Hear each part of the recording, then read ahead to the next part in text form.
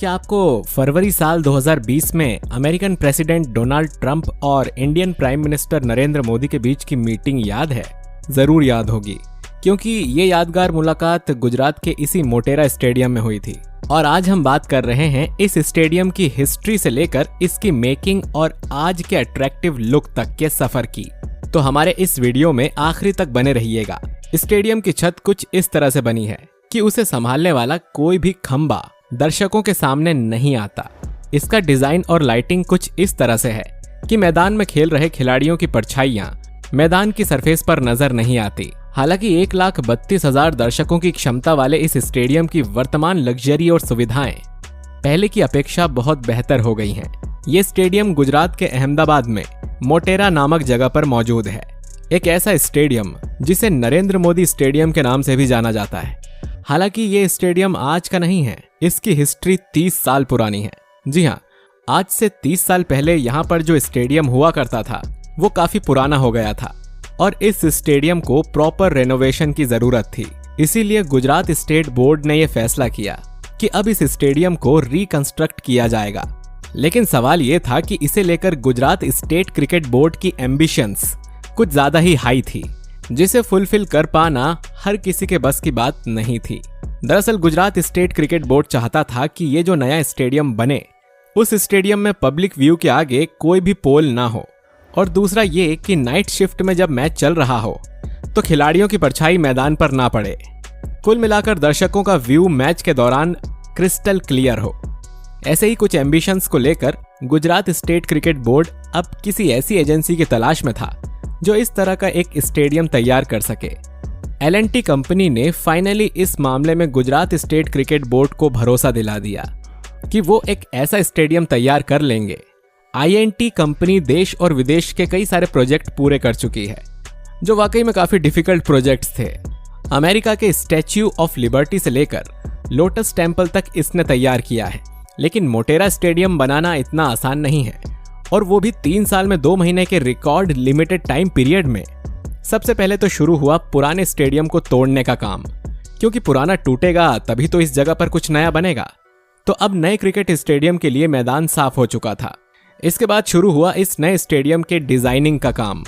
Designing के लिए Australia से एक काबिल इंजीनियर को बुलाया गया, एंड्रयू जोन्स। जी हाँ, ये वही शख्स है जिन्होंने प्रोजेक्ट को डिजाइन करने का काम अपने हाथ में लिया था। सबसे पहला और बड़ा सवाल यह था कि कोई ऐसा स्टेडियम कैसे बनाया जा सकता है जिसकी छत को संभालने वाले कोई भी खंबे सामने की तरफ ना हो, दर्शकों का मैच व्यू डिस्टर्ब ना हो सके। तो इसका भी सलूशन उन्होंने निकाल लिया। दरअसल इन्होंने इस पूरे स्टेडियम की छत को वाई शेप वाले पोल पर बेस्ड कर दिया। ये सभी पोल स्टेडियम के बाहर की तरफ लगाए जाने थे, और ये पोल इतने कैपेबल थे कि पूरी की पूरी छत का वेट संभाल सकते थे। यानी अब पवेलियन में कोई भी खंबा दिखाई नहीं देगा। मैदान में चारों तरफ जो 1,32,000 दर्शक बैठेंगे वो बिना किसी रुकावट के मैच का मजा ले सकते हैं। इस स्टेडियम में 4 बेहतरीन ड्रेसिंग रूम बनाए गए हैं, जिनका एरिया काफी बड़ा है। इतना ही नहीं, मीडिया और ब्रॉडकास्टर्स के लिए एक अलग से एयर कंडीशन जोन बनाया गया है, स्पेशली जहां वो बैठकर मैच की कवरेज कर सकते हैं और ब्रॉडकास्टर टीम मैच का लाइव टेलीकास्ट कर सकती है। इसके अलावा इस पूरे डिजाइन में एक ऐसा नया प्रैक्टिस एरिया भी था जो पूरी तरह से एयर कंडीशन था। डिजाइनिंग के जरिए एक समस्या तो सॉल्व हुई, और वो ये कि दर्शकों को डिस्टर्ब ना करने के लिए कोई खंबा मौजूद नहीं था। डिजाइनर के सामने अगली चुनौती थी 1,32,000 दर्शक। जी हाँ, इतने सारे दर्शक एक ही मैदान में बैठ पाए ये भी पॉसिबल नहीं था। तब इसके लिए उन्होंने ग्राउंड पवेलियन के ऊपर एक बालकनी डिजाइन की, और नीचे के एरिया में 55,000 दर्शकों के लिए सीट्स लगाई जाएंगी, जबकि इस स्टेडियम की बालकनी में लगभग 77,000 सीट्स लगाई जाएंगी। डिजाइनर के सामने अभी चुनौतियां खत्म नहीं हुई थी। अगली चुनौती थी स्टेडियम के पश्चिमी हिस्से की तरफ मौजूद एक मंदिर, जो उस एरिया में काफी पॉपुलर था। हमेशा ही वहां पर भगवान के भक्तों का तांता लगा रहता था। अब काम की शर्त यह थी कि स्टेडियम में कंस्ट्रक्शन टाइम पीरियड में भी इस मंदिर में भक्तों के आने जाने में कोई प्रॉब्लम पैदा ना हो, और इसके कंप्लीट बन जाने के बाद भी मंदिर के रास्ते में कोई रुकावट ना रहे। लेकिन इस समस्या के समाधान के लिए लगता है डिजाइनर को भगवान का आशीर्वाद मिल गया। जी हाँ, और उन्होंने ऐसे तरीके को इम्प्लीमेंट किया जिससे सांप भी मर गया और लाठी भी न टूटी। मतलब स्टेडियम का काम भी हो गया और स्टेडियम चलने भी लगा। लेकिन मंदिर में भक्तों के आने जाने पर कोई रुकावट नहीं रही। लगभग 5 महीनों का टाइम बीत गया और स्टेडियम का परफेक्ट डिजाइन तैयार हो गया। इसके बाद बारी थी L&T कंपनी की, जिसने अपने कंस्ट्रक्शन का काम शुरू किया। कंस्ट्रक्शन मटेरियल में उसने सबसे इंपॉर्टेंट स्टील को चुना, क्योंकि स्टील ही वो सबसे इंपॉर्टेंट चीज थी जिसे पूरे टाइम स्टेडियम और 1,32,000 दर्शकों के वेट को संभाल कर रखना था। सबसे पहले स्पेशल सांचे में डाले गए ब्लॉक बनना शुरू होते हैं। इसके बाद वाई शेप वाले ये पोल तैयार किए जाते हैं, जिन पर स्टेडियम का दारोमदार ठहरना था। एक कॉलम को बनाने के लिए 600 किलो से ज्यादा सीमेंट लगनी थी। इस कॉलम को सांचे में ढालने के बाद 1.5 हफ्ते तक सूखने के लिए छोड़ दिया जाता था। इस पूरे स्टेडियम को कंप्लीट करने के लिए लगभग 8,000 से ज्यादा प्रीकास्टेड एलिमेंट की जरूरत पड़ती और इतना मटेरियल रेडी करने के लिए लगभग 45,000 मीटर टन से अधिक सीमेंट लगना था।